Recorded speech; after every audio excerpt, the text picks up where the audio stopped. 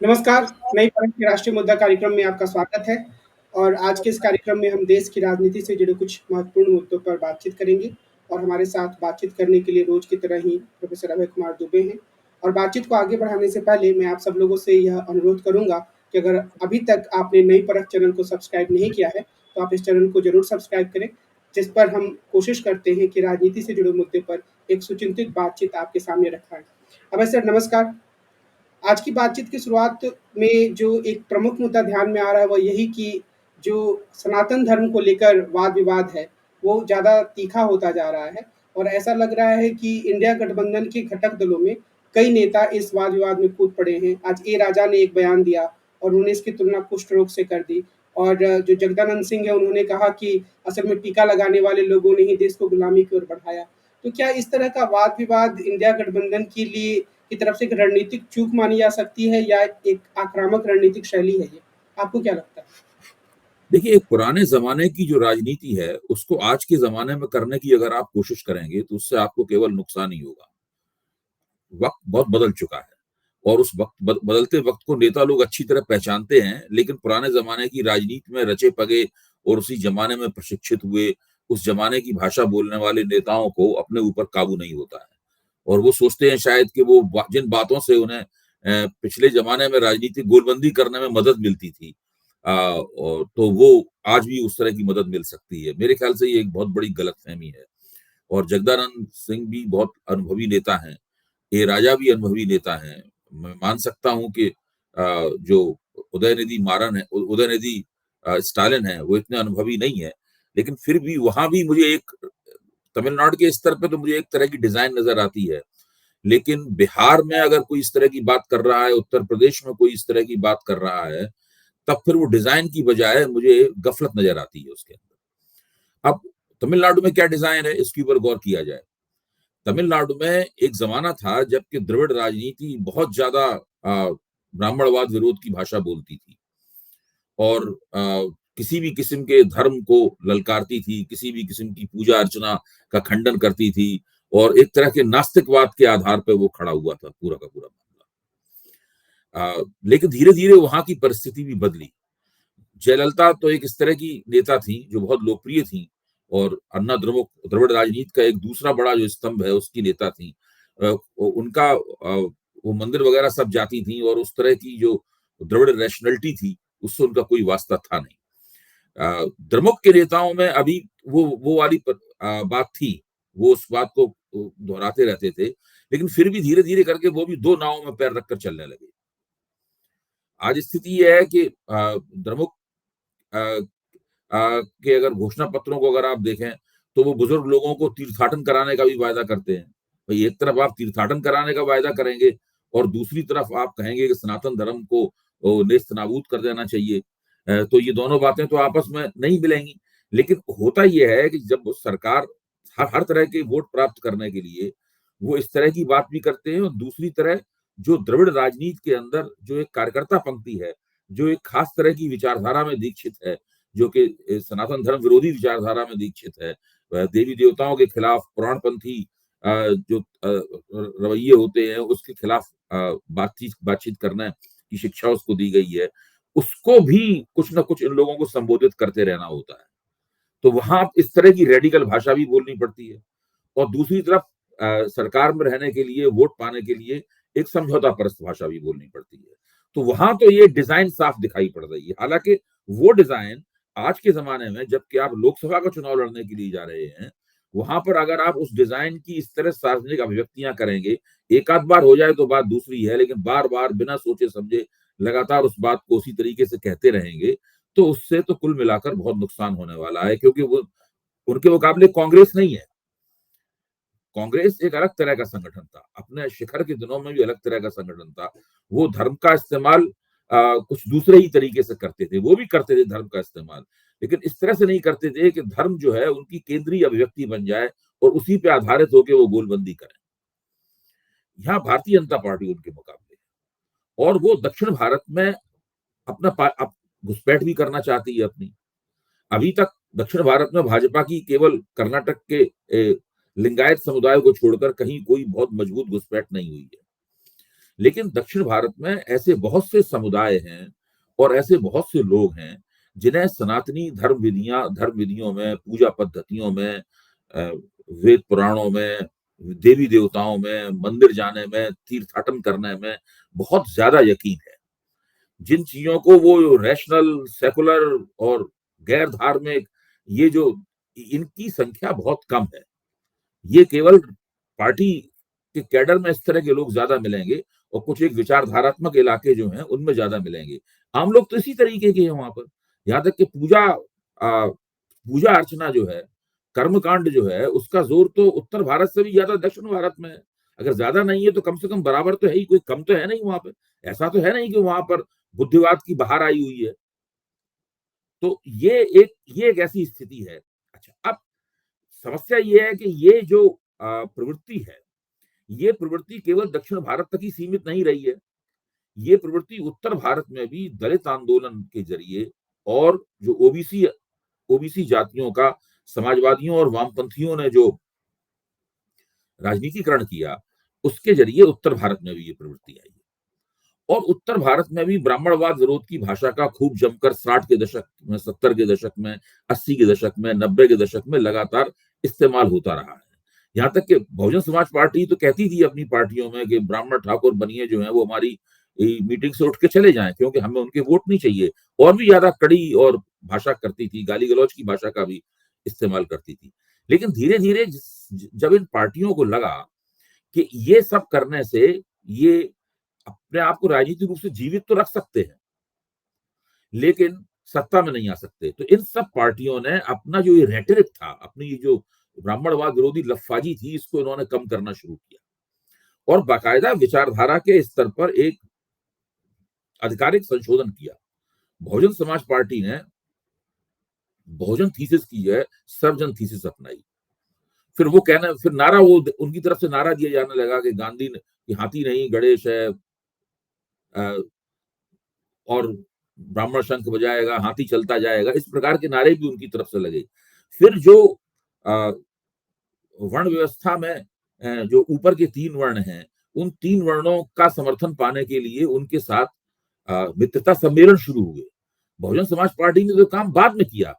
मुलायम सिंह ने 1993 के चुनाव में बहुजन समाज पार्टी से जब उनका गठजोड़ टूट गया था, उसके बाद अपने जनाधार को बढ़ाने के लिए इस तरह के बहुत से सम्मेलन किए थे। फिर बाद में मायावती ने तो और भी आगे बढ़ के इसको किया, उसका फायदा भी उन्हें 2007 के चुनाव में लगा। तो देखिए, इन सब लोगों को पता चल गया था कि इस प्रकार की बातें करने से वो कुल मिलाकर राजनीति में बहुत दूर तक नहीं जा पाएंगे। अच्छा, अब सवाल इस बात का है कि फिर तब तक भारतीय जनता पार्टी बहुत बड़े प्रतिद्वंदी के रूप में इनके सामने मौजूद नहीं थी। अब भाजपा उनके सामने आ गई है और हिंदू धर्म की और इन तमाम चीजों की ठेकेदारी भाजपा ने प्राप्त कर ली है। हिंदू हृदय सम्राट भारतीय जनता पार्टी है। अब इन लोगों के सामने दुविधा पैदा होती है।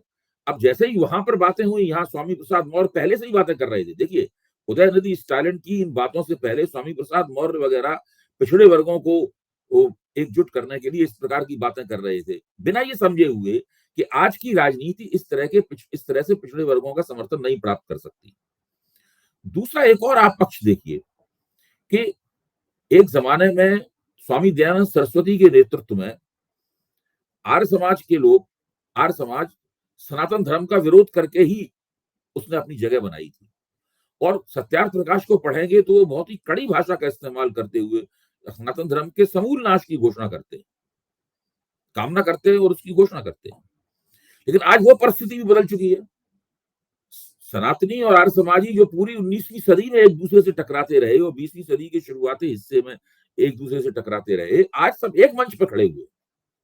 आज उन दोनों में हिंदू राष्ट्र बनाने के नाम पर गहरी एकता है। तमाम आर्य समाजियों का ज्यादा बड़ा हिस्सा भारतीय जनता पार्टी का समर्थक है, दूसरी पार्टियों का भी समर्थक है। पंजाब के हिंदुओं में आर्य समाज का बड़ा प्रचलन है, हरियाणा में आर्य समाज का विस्तार है, पश्चिमी उत्तर प्रदेश में आर्य समाज का विस्तार है। और भारतीय जनता पार्टी को इन इलाकों में जो हमदर्दी मिलती है और जो पॉलिटिकल परचेज मिलती है भारतीय जनता पार्टी को इन इलाकों में, वो सब आर्य समाज की वजह से प्राप्त होती है। अच्छा, दूसरी तरफ राष्ट्रीय स्वयंसेवक संघ को इसमें कोई शक नहीं है, वो आर्य समाज का खुल के समर्थन नहीं करता। वो कहते हैं कि सनातन परंपरा जो है, सनातन धर्म है, बार बार उनके यहाँ प्रस्ताव इस तरह के पास हुए हैं, राष्ट्रीय स्वयंसेवक संघ की जो प्रतिनिधि सभा है उसने बार-बार इस तरह के प्रस्ताव पास किए हैं कि सनातन धर्म का ही हमें सनातन धर्म के संस्कार जो हैं वही हमारे संस्कार हैं और हमें इसका पूरा समर्थन करना चाहिए। लेकिन इसके बावजूद आर्य समाजियों के साथ में उनका गहरा नाता है। अब आप जैन समाज में आइए, जो वैसे अगर पूछा जाए तो वो लोग कहेंगे हम सनातनी नहीं है, लेकिन जैनियों का भी बड़ा हिस्सा भारतीय जनता पार्टी के पक्ष में। बौद्ध समाज के लिए हम ऐसा नहीं कह सकते, क्योंकि बौद्ध समाज ज्यादातर गरीब तबकों में ज्यादा है और जैन समाज तो अच्छे व्यापारी समृद्ध तबके में।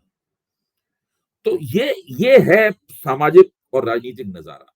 इस मौजूदा सामाजिक और राजनीतिक नजारे में, जो कि पिछले 20 साल से तकरीबन इसी तरह का है, या शायद उससे भी ज्यादा 25 साल से इस तरह का है, उसके अंदर अगर आप 60 के दशक की, 70 के दशक की, 80 के दशक की राजनीति और उस प्रकार की भाषा का इस्तेमाल करेंगे तो आप अपने पैरों में कुल्हाड़ी मारेंगे। दूसरे, ये जो INDIA गठबंधन है, इसको समझना चाहिए कि भारत में राजनीति का जो मैदान है वो बड़ा समतल नहीं है, ये ऊंचा नीचा है। इसमें जगह जगह विस्फोटक लगे हुए हैं, सुरंगें लगी हुई हैं। अगर आपका पैर गलत जगह पड़ जाएगा तो आप उड़ जाएंगे, आपका पता भी नहीं चलेगा। इसलिए बहुत सतर्क होकर आपको उस मैदान में चलना पड़ेगा, ताकि आप विस्फोटकों से बचते बचते भी रहें और आगे भी बढ़ते रहें अपने लक्ष्य की तरफ। भारतीय जनता पार्टी को भी इन समस्याओं का सामना करना पड़ता है। आप देखिए, अचानक भारतीय जनता पार्टी में कोई संसद सदस्य या कोई साधु संत खड़ा हो जाता है और गोडसे का गुणगान करने लगता है, गांधी जी को गरियाने लगता है, यहाँ तक कि गांधी जी की मूर्ति बनाकर उसके ऊपर गोली चलाने का प्रदर्शन भी किया जाता है। भारतीय जनता पार्टी को उससे परेशानी होती है और फिर वो कहती है कि ये उनके निजी विचार हैं, हम ये हमारी पार्टी का जो है वो आधिकारिक वक्तव्य नहीं है, ये उनके निजी विचार हैं। और लेकिन ये लगातार घटना होती ही रहती है। गॉडसेवादियों का भारतीय जनता पार्टी में एक छोटा सा कोना है और उस कोने में वो बीच बीच में बहुत बुलंद स्वर में और बहुत ही फूहड़ तरीके से अपनी बात कहते हैं। तो ये एक सब पार्टियों में समस्या होती है, लेकिन ये समस्या गैर भाजपा शक्तियों में अपेक्षाकृत बहुत अधिक है। भारतीय जनता पार्टी ने तो धीरे धीरे उस सबको अनुशासित कर लिया है। अभी भी उन्हें उलझन और दिक्कत होती है, लेकिन वो इतनी ज्यादा नहीं है। अब जैसे कि एक जमाने में गोरक्षक जो तमाम लिंचिंग और हत्याएं वगैरह कर रहे थे, तो वो उसमें प्रधानमंत्री को भी एक वक्तव्य देना पड़ा था कि ये सब अपराधी किस्म के लोग हैं, दिन में अपराध करते हैं और रात में गोरक्षा का बाना पहन लेते हैं। तो इस प्रकार की बातें करके धीरे धीरे उन्होंने बिना उनके खिलाफ पुलिस कार्रवाई किए हुए उनको अनुशासित करने की कोशिश की थी। अब इन लोगों को भी इस एक खास तरह की युक्ति और चतुराई का प्रदर्शन करना पड़ेगा। ये जो पुरानी विरासत है राजनीति की, जो आज निष्प्रभावी हो चुकी है। देखिए, मुलायम सिंह ने ये छोड़ दिया था। मुलायम सिंह ने इस तरह एक एंटी ब्राह्मण लैंग्वेज बोलना छोड़ दिया था, भाषा बोलना छोड़ दिया था। ये वो अपने आप को हनुमान भक्त के तौर पे पेश करने लगे थे। लालू यादव ने भी कमोबेश इस भाषा से कुछ किनारा किया था, हालांकि मुलायम सिंह की तरह वो उस भाषा से दूर नहीं हुए थे। तो सभी दलित और पिछड़े नेताओं को, जिन्हें सत्ता की तलाश है, उन्हें अपने भीतर संशोधन करना पड़ा है। लेकिन अगर अभी भी पुरानी अंबेडकरवादी भाषा में या पुराने लोहियावादी भाषा में या इस प्रकार की भाषा में आप इस प्रकार की बातें करेंगे, तो उससे आपका राजनीतिक नुकसान होना बिल्कुल तय है। और देखिए, राष्ट्रीय स्वयंसेवक संघ वाले किस तरह बात करते हैं। मोहन भागवत ने क्या कहा है? मोहन भागवत ने कहा है कि हमने 2000 साल तक इन लोगों को बहुत सताया और इनकी खराब हालत थी, पशुवत जीवन व्यतीत कर रहे थे, ये हमारी वजह से था। अब 200 साल तक अगर हमें कोई दिक्कत होती है तो हमें बर्दाश्त करने के लिए तैयार होना चाहिए। तो यहाँ पे वो कह रहे हैं कि धर्म ठीक है, धर्म के अंदर जो कुरीतियां वगैरह आ गई थी, इनके सुधार के लिए हमें कोशिश करनी चाहिए। तो अब अगर ये कहेंगे आप कि धर्म ही बेकार है, धर्म को बम से उड़ा देना चाहिए, या वो कीड़े मकोड़ों से तुलना करेंगे या बीमारियों से तुलना करेंगे, तो उसमें बहुत दिक्कत आएगी और वो उसी दिक्कत का इन लोगों को सामना करना पड़ रहा है। अभी तक INDIA वालों ने एक इस तरह की भाषा ईजाद नहीं की है कि वो इस तरह की समस्याओं से बच के निकल सके। उन्हें इस तरह की भाषा ईजाद करनी होगी, उन्हें जल्दी से जल्दी अपना न्यूनतम साझा कार्यक्रम बनाना होगा, ताकि वो कह सकें कि हमारी एकता इस न्यूनतम साझा कार्यक्रम के आधार पर है। बाकी और कोई क्या कहता है करता है, इससे हमें कोई मतलब नहीं। उनकी पार्टी के विचार हैं, उनके प्रदेश में है, उनकी समस्या है, वो देखें बुझाना। एक चीज़ ये भी आती है इसमें कि कई लोग ये मानते हैं कि चूँकि विचारधारात्मक मुद्दे जो हैं, जैसे कि आजकल द्रविड़ हुँ। मुड़ेत के कसदम के लोग बोल रहे हैं या जगदानंद सिंह जी ने जो बोला, उससे दूर हट गए इसीलिए हमारी स्थिति कमज़ोर हुई। और दूसरी बात ये भी कही जाती है कि बातें अगर सीधे तरीके से भी कही जाए, तो भाजपा और संघ परिवार का इतना ज़्यादा मीडिया पर नियंत्रण है, कि वो खींच-तान कर उसको बहुत बड़ा बना देते हैं। तो क्या आपको लगता है कि यह भी स्थिति है? देखिए, वो तो ये करेंगे ही, उनके पास सत्ता है। उन्होंने एक मीडिया का एक मेरे ख्याल से 80% 90% हिस्सा उनके साथ है। उनकी हर बात को बढ़ा-चढ़ा के पेश किया जाता है। उनकी तरफ से जो लाइन मिलती है, उस लाइन के आधार पे बहसें आयोजित की जाती हैं, पूरे कार्यक्रम किए जाते हैं। ये तो वो करेंगे ही। ये किसको कोई ऐसी बात तो नहीं है कि इन लोगों को पता नहीं है। दूसरे जो आपके विचारधारात्मक मुद्दे हैं, उनको आप ऐसी भाषा में भी तो कह सकते हैं कि बिल्कुल ये जो जिस भाषा का इस्तेमाल किया जा रहा है, ये तो कोई ऐसी भाषा नहीं है, जिससे कोई विचारधारात्मक मुद्दे हल होते हों। देखिए, जो रैशनलिज़्म है, खासतौर से पश्चिमी किस्म का, नास्तिकवाद भारतीय परंपरा की देन नहीं है। भारतीय परंपरा में तो जो वेद विरोधी होता है, उसी को नास्तिक कहा जाता है। चूँकि बौद्ध और जैन और इस तरह की दूसरी जो चारवाक और दूसरी परंपराएँ थीं, चूँकि वे वेदों की श्रेष्ठता के सामने सिर झुकाने के लिए तैयार नहीं थीं, इसलिए उनको नास्तिक परंपरा में डाला गया। ये ईश्वर विरोधी होना नास्तिक भारतीय नास्तिकता नहीं है। ये पश्चिम से आई है।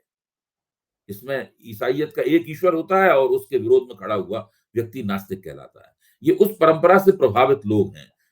और तो ये खास तौर से जो दक्षिण भारत में जो द्रविड़ राजनीति है, जिसके शीर्ष पे इसके केंद्र में रामास्वामी नायकर पेरियार थे, ये उनकी उनकी देन है। जो कुछ-कुछ दूसरे महाराष्ट्र के समाज सुधार आंदोलनों पर भी इसका असर रहा है, लेकिन इस तरह इस हद तक उसका असर नहीं रहा है। फुले ने भी बहुत सारी माइथोलॉजी का इस्तेमाल किया था। अपने पक्ष में इस्तेमाल किया था, लेकिन वो भी मिथकों का अपने पक्ष में इस्तेमाल करते थे। ये द्रविड़ रवैया उससे भिन्न रहा है। इस द्रविड़ रवैये से मिलता-जुलता बहुत सा रवैया आपको ओबीसी राजनीति में और दलित राजनीति में देखने को मिल सकता है। लेकिन यहाँ भी जो लोग राजनीति में आगे बढ़े हैं, इसलिए आगे बढ़ पाए हैं कि उन्होंने इस रवैये का शमन किया है। इस रवैये को उन्होंने छोड़ा है। इस रवैये के साथ चिपके रहते तो शायद राजनीति में उनकी इतनी बहबूदी नहीं हो पाती। अब अचानक इन लोगों को जोश आ गया है, पुराने किस्म की बातें करने लगे हैं। अभी 10 साल पहले तो इस तरह की बातें नहीं करते थे। अभी इस तरह की बातें करने लगे हैं और उस समय ऐसी बातें कर रहे हैं, जबकि इनका विपक्षी बदल गया है। पहले ये कांग्रेस के खिलाफ थे, अब ये कांग्रेस के खिलाफ नहीं है, अब ये भारतीय जनता पार्टी के खिलाफ हैं, जिसने पूरे राजनीतिक विमर्श को काफ़ी हद तक बदल दिया है। तो ऐसी स्थिति में अगर ये नहीं समझेंगे, तो धीरे-धीरे जिन लोगों को अपने पक्ष में खींचना चाहते हैं, उन लोगों को भाजपा के एक दूसरी राह पे ले जाने में कामयाब होगी। और तात्कालिक रूप से इसका नुकसान मध्य प्रदेश में ज़्यादा हो सकता है, जहाँ पर कमलनाथ एक अलग तरह की राजनीति करके भाजपा को चुनौती देने की कोशिश कर रहे हैं। तो कांग्रेस को सब ज़्यादा जगह सावधान रहना नुकसान होगा। होगा। देखिए, जहाँ चुनाव भी हो रहे हैं, वहाँ ज़्यादा नुकसान होगा, लेकिन जहाँ चुनाव होने वाले हैं वहाँ भी इसका नुकसान होगा। क्योंकि धीरे फिर क्या होता है कि लगातार इस तरह की जब बहस चलती है और जिसमें आप भी उत्साह के साथ मूर्खतापूर्ण अंदाज में भाग ले रहे हैं, आपको ध्यान होगा जब आप सोचिए ज़रा इस बात को कि जब शाहीन बाग का धरना चल रहा था दिल्ली में, उसमें भारतीय जनता पार्टी की पूरी कोशिश थी कि इस मसले के ऊपर अरविंद केजरीवाल और मनीष सिसोदिया खुलकर आएँ, शाहीन बाग के पक्ष में। तो सेकुलर लोगों ने भी सेकुलर लोगों की भी पूरी कोशिश की कि ये लोग खुल के सामने आएँ। यानी सांप्रदायिक लोग भी चाहते थे और सेकुलर लोग भी ये चाहते थे। अरविंद केजरीवाल और मनीष सिसोदिया ने न तो सांप्रदायिक लोगों की मानी, न सेकुलर लोगों की मानी। और वो अपनी रणनीति पे दृढ़ रहे और उन्होंने अच्छे तरीके से चुनाव जीत लिया। अगर वो इन लोगों के चक्कर में फँसते, यानी भाजपा की रणनीति में ट्रैप हो जाते, या सेकुलर लोगों के आग्रह में ट्रैप हो जाते, तो हो सकता है चुनाव फिर भी जीत जाते, लेकिन उनकी सीटें काफ़ी कम हो जाती। तो ये जो पूरा मामला है, चाहे वो ये जो पूरा मामला है, कोई भी बुद्धिमान राजनेता इन सब बातों से सतर्क रहेगा और इस परिस्थिति के मुताबिक अपनी राजनीतिक भाषा का निर्माण करेगा और उसका इस्तेमाल करने का उस मुहावरे का इस्तेमाल करेगा। एक छोटा-सा प्रश्न मेरे मन में ये आ रहा है कि क्या ये एक ढलान वाला रास्ता भी हो सकता है? क्योंकि जैसे जब गुजरात में एक मुस्लिम महिला के बलात्कार के आरोपियों को गुजरात सरकार ने छोड़ा, तो उस समय भी अरविंद केजरीवाल और उनकी पार्टी खामोश रही। तो कुछ मसले तो ऐसे होने चाहिए जहाँ पर आपका स्टैंड क्लियर हो। देखिए, ऐसा नहीं है कि अरविंद केजरीवाल ने उसका समर्थन किया हो, ऐसा नहीं है बात, हैं। वो ये पार्टी और नेता को अपने हिसाब से अपनी राजनीतिक परिस्थितियों में और अपने माहौल से निपटने के लिए ये तय करना पड़ेगा कि वो किस बात का कितना समर्थन करें, कितना ना करें। अरविंद केजरीवाल क्या मुसलमान विरोधी नेता हैं? ये आम आदमी पार्टी मुसलमान विरोधी पार्टी है। उनको बड़े पैमाने पर मुसलमानों का समर्थन मिलता है और आगे भी मिलता रहेगा, मैं ये मानता हूँ। उन्होंने ऐसा कोई काम नहीं किया है। ये पूरा जो एक सेकुलर आग्रह है कि आप एक जो सेकुलर माइनॉरिटेरियनिज़्म है, उस सेकुलर माइनॉरिटेरियनिज़्म पे खड़े रहें और लगातार सेकुलरिज़्म को केवल माइनॉरिटी राइट अल्पसंख्यकों के अधिकार बचाने के ही कार्यक्रम में सीमित कर दें। ये एक समस्या है। ये विमर्श की समस्या है और व्यावहारिक राजनेता विमर्श के इस चक्कर में फँसने के लिए तैयार नहीं होना चाहिए उसको। अगर वो फँस जाता है विमर्श के इस चक्कर में, तो वो अपने पैरों पे कुल्हाड़ी मारेगा। और देखिए, भारत के मुसलमान भी नहीं चाहते हैं कि आप इस तरह की कार्रवाई करके भारतीय जनता पार्टी को मजबूत करें। ये सेकुलर लोगों की बहुत बड़ी गलतफ़हमी है कि भारत का सेकुलर लोग स्वयं नियुक्त प्रतिनिधि हैं उनके। मुसलमानों ने नियुक्त नहीं किया है। उन्होंने खुद को मुसलमानों का प्रतिनिधि घोषित किया है और उनकी बात अगर मानी जाएगी तो इससे मुसलमानों के राजनीतिक हितों का और मुसलमानों की राजनीतिक दावेदारी का बहुत क्षय होगा और लगातार हो रहा है। जो मुस्लिम वोट की प्रभावकारिता समाप्त हुई है, जो मुस्लिम वोटों की एफिकेसी जो 0 बनी है, इसमें इस चीज़ का बहुत बड़ा हाथ है। देश की राजनीति के अन्य मुद्दों पर खास तौर पे भारत जोड़ो यात्रा के 1 वर्ष पूरे होने और उसके आस-पास जो कांग्रेस की राजनीति है, उससे जुड़े मुद्दों पर हम शायद कल या किसी और दिन विस्तार से बातचीत करेंगे। जी। आज की बातचीत के लिए अभय सर आपको बहुत-बहुत धन्यवाद और कार्यक्रम समाप्त करने से पहले एक बार फिर से मैं आप सब लोगों से ये आग्रह करूँगा कि अगर अभी तक आपने नई परख चैनल को सब्सक्राइब नहीं किया है, तो आप इसे ज़रूर सब्सक्राइब करें। यहाँ पर हमारी ये कोशिश होती है कि विभिन्न राजनीतिक मसलों पर आपके सामने ज़्यादा विचारपूर्ण बातों को रखें, जो किसी खास वैचारिक आग्रह से प्रेरित होकर ना हो। तो अभय सर आज की बातचीत के लिए आपको बहुत-बहुत धन्यवाद। हम कल मिलते हैं और देश की राजनीति से जुड़े अन्य मुद्दों पर आपसे बातचीत करेंगे। नमस्कार।